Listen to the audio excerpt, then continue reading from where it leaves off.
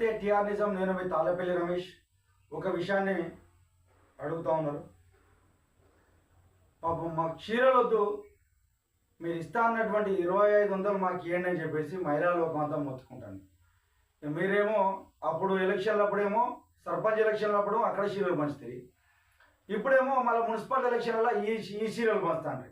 ఇక మళ్ళీ ఇది అయిపోయిన తర్వాత మళ్ళా అసెంబ్లీ ఎలక్షన్లు వచ్చేదాకా మా ముఖం చూడరు అని చెప్పేసి వాళ్ళు అడుగుతూ ఉన్నారు.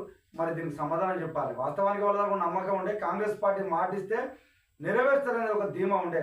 కానీ ఈరోజు 2 సంవత్సరాలు పైచిలకు అయిపోతూ ఉన్నది. కనీసం దానిపైన ఆలోచన చేస్తారని చెప్పేసి అక్క చెల్లెలంతా మొత్తుకుంటా ఉన్నారు. మరి ప్రభుత్వం ఓట్ల కోసమా, లేకపోతే నిజంగా విధంగా ప్రేమ ఉన్నదా? ప్రేమ ఉంటే నిజంగా వాళ్ళకి ఇస్తారు, 2500 ఇవ్వాలి కదా.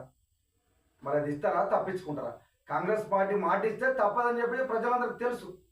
కానీ ఈరోజు మరి ఈ మాటను అమలు చేయడానికి ఎందుకు ఇబ్బందులు పడతా ఉన్నారు? మరి ఈ అన్నది వదిలిపెట్టేమో ఏదో అడగంది ఏదో ఇస్తా అంటారు. ఎప్పుడు ఇస్తే బతుకమ్మ చీరలు, బతుకమ్మ పండుగ అప్పుడు బతుకమ్మ చీరలు ఇస్తామని చెప్పేసి అన్నారు.